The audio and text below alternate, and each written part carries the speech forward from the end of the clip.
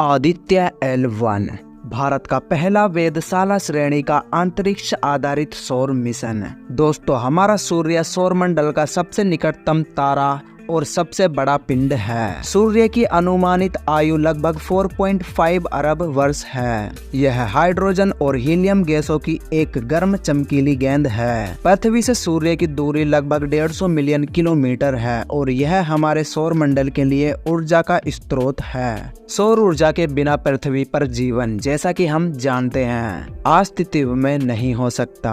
सूर्य का गुरुत्वाकर्षण सौर मंडल की सभी वस्तुओं को एक साथ बांधे रखता है। सूर्य के मध्य क्षेत्र, जिसे कोर के नाम से जाना जाता है, जिसमें तापमान 15 मिलियन डिग्री सेल्सियस तक पहुंच सकता है। इस तापमान पर कोर में परमाणु संलयन नामक की एक प्रक्रिया होती है जो सूर्य को शक्ति प्रदान करती है। सूर्य की दृश्य सतह, जिसे प्रकाश मंडल के नाम से जाना जाता है, अपेक्षाकृत ठंडी है और इसका तापमान लगभग 15,500 डिग्री सेल्सियस है। दोस्तों, सूर्य निकटतम तारा है और इसलिए इसका अध्ययन अन्य तारों की तुलना में अधिक विस्तार से किया जा सकता है। सूर्य का अध्ययन करके हम अपनी आकाशगंगाओं के तारों के साथ साथ विभिन्न आकाशगंगाओं के तारों के बारे में भी बहुत कुछ जान सकते हैं। दोस्तों, सूर्य एक अत्यंत गतिशील तारा है जो बहुत दूर तक फैला हुआ है। हम क्या देखते हैं यह कई दिखाता है। विस्फोटित घटनाएं और सौर मंडल में भारी मात्रा में ऊर्जा उत्सर्जित होती है। यदि ऐसे विस्फोटक सौर घटना को पृथ्वी की ओर निर्देशित किया जाता है तो यह पृथ्वी के निकट अंतरिक्ष वातावरण में विभिन्न प्रकार की गड़बड़ी पैदा कर सकती है। विभिन्न अंतरिक्ष यान और संचार प्रणालियां ऐसी गड़बड़ी से ग्रस्त हैं और इसलिए पहले से ही सुधारात्मक उपाय करने के लिए ऐसी घटनाओं की प्रारंभिक चेतावनी महत्वपूर्ण है। इनके अलावा यदि कोई अंतरिक्ष यात्री सीधे विस्फोटक घटनाओं के संपर्क में आता है तो वह खतरे में पड़ जाएगा।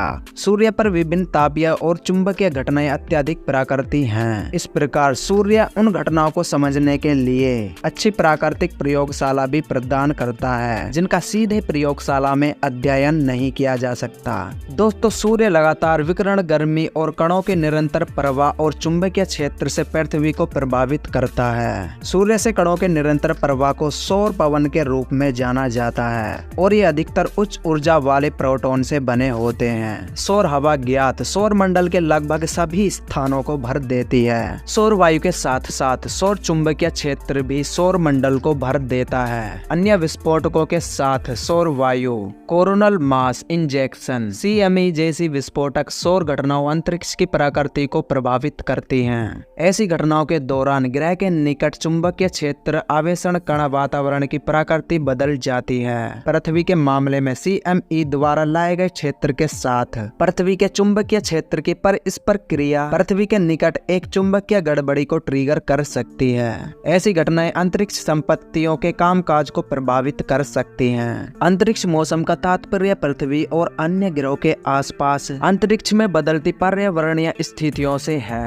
हम अंतरिक्ष में अधिक से अधिक प्रौद्योगिकी का उपयोग करते हैं क्योंकि अंतरिक्ष के मौसम को समझना बहुत महत्वपूर्ण है। साथ ही पृथ्वी के निकट अंतरिक्ष मौसम को समझने से अन्य ग्रहों को अंतरिक्ष मौसम के व्यवहार पर भी प्रकाश पड़ता है। साथ ही पृथ्वी के निकट अंतरिक्ष मौसम को समझने से अन्य ग्रहों के अंतरिक्ष मौसम के व्यवहार पर भी प्रकाश पड़ता है। आदित्य L1 सूर्य का अध्ययन करने वाला अंतरिक्ष आधारित वेधशाला श्रेणी का भारतीय सौर मिशन है। अंतरिक्ष यान को सूर्य पृथ्वी प्रणाली के लैग्रेंजियन बिंदु 1 L के चारों ओर एक प्रभामंडल कक्षा में स्थापित करने की योजना है जो पृथ्वी से लगभग 1.5 मिलियन की दूरी है। L1 बिंदु के चारों ओर प्रभामंडल कक्षा में रखे गए उपग्रह को बिना किसी रुकावट के सूर्य को लगातार देखने का प्रमुख लाभ होता है। इससे सौर गतिविधियों को लगातार देखने का अधिक लाभ मिलेगा। अंतरिक्ष यान विद्युत चुंबकीय और कण डिटेक्टरों का उपयोग करके प्रकाश मंडल, क्रोमोस्फीयर और सूर्य की सबसे भारी परतों कोरोना का निरीक्षण करने के लिए 7 पेलोड ले जाता है। L1 का विशेष सुविधाजनक बिंदु का उपयोग करते हुए 4 पेलोड सूर्य को सीधे देखो और शेष 3 पेलोड लैग्रेंज बिंदु L1 पर कणों और क्षेत्रों का इन सीटू अध्ययन करते हैं। उम्मीद है कि आदित्य L1 पेलोड का suite coronal heating, coronal mass injection, pre flare और फ्लेयर गतिविधियों और उनकी विशेषताओं, अंतरिक्ष मौसम की गतिशीलता, कणों के प्रकार के अध्ययन और क्षेत्रों की समस्याओं को समझने के लिए सबसे महत्वपूर्ण जानकारी प्रदान करेगा।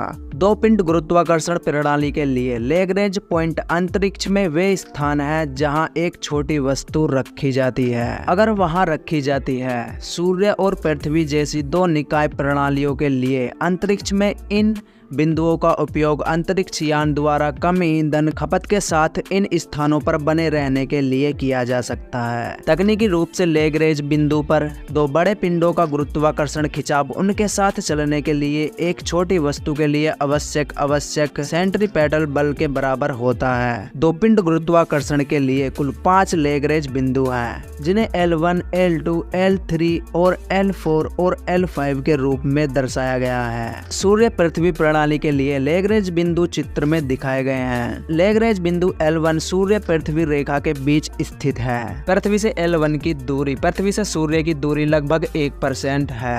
आदित्य L1 मिशन को इसरो PSLV रॉकेट द्वारा सतीश धवन अंतरिक्ष केंद्र SHAR SDASC श्रीहरिकोटा से लॉन्च किया गया है। प्रारंभ में अंतरिक्ष यान को पृथ्वी की निचली कक्षा में स्थापित किया जाएगा। इसके बाद कक्षा को और अधिक अंडाकार बनाया जाएगा और बाद में अंतरिक्ष यान को ऑन बोर्ड प्रणोदन का उपयोग करके लैग्रेंज बिंदु L की ओर प्रक्षेपित किया जाएगा। जैसे ही अंतरिक्ष यान L की ओर बढ़ेगा, यह पृथ्वी के गुरुत्वाकर्षण क्षेत्र SOI से बाहर निकल जाएगा। SOI से बाहर निकलने के बाद क्रूज चरण शुरू हो जाएगा और बाद में अंतरिक्ष यान को L के चारों ओर एक बड़ी प्रभामंडल कक्षा में स्थापित किया जाएगा। लॉन्च से L1 तक की कुल यात्रा में आदित्य L1 को लगभग 4 महीने लगेंगे। दोस्तों, सूर्य विभिन्न ऊर्जावान कणों और चुंबकीय क्षेत्र के साथ लगभग सभी तरंग दैर्ध्य में विकिरण प्रकाश उत्सर्जित करता है। पृथ्वी का वायुमंडल और उसका चुंबकीय क्षेत्र एक सुरक्षा कवच के रूप में कार्य करता है और कणों और क्षेत्रों सहित कई हानिकारक तरंग दैर्ध्य विकिरणों को रोकता है। चूँकि विभिन्न विकिरण पृथ्वी की सतह तक नहीं पहुँच पाते हैं, इसलिए पृथ्वी के उपकरण ऐसे विकिरण का पता नहीं लगा पाएंगे और इन विकिरणों पर आधारित सौर अध्ययन नहीं किए जा सकेंगे।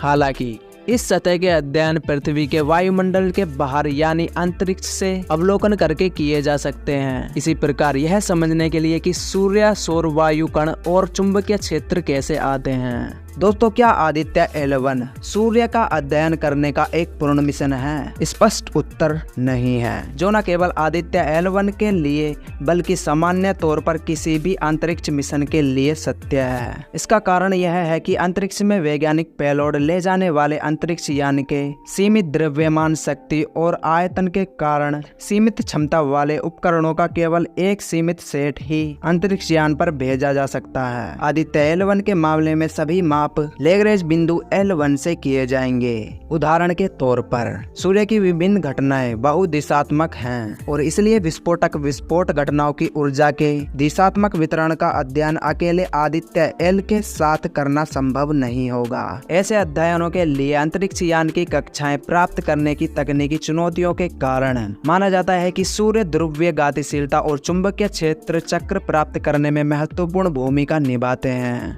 इसके अलावा सूर्य के अंदर और उसके आसपास होने वाली विभिन्न प्रक्रियाओं को समझने के लिए विभिन्न तरंग दैर्ध्य पर सौर विकिरणों के ध्रुवीकरण माप की आवश्यकता होती है। दोस्तों, L5 के रूप में जाने जाने वाला एक अन्य लैग्रेंज बिंदु पृथ्वी निर्देशित CME घटनाओं का अध्ययन करने और अंतरिक्ष मौसम का आकलन करने के लिए एक अच्छा सुविधाजनक बिंदु है। इसके अलावा सूर्य के ध्रुवीय क्षेत्रों का भी अच्छी तरह से अध्ययन नहीं किया गया है। तो मेरे प्यारे भाइयों, इस वीडियो में सिर्फ इतना ही। अगर आपको कुछ इस वीडियो से समझ आया हो तो प्लीज लाइक कर देना। Keep supporting and thanks for watching.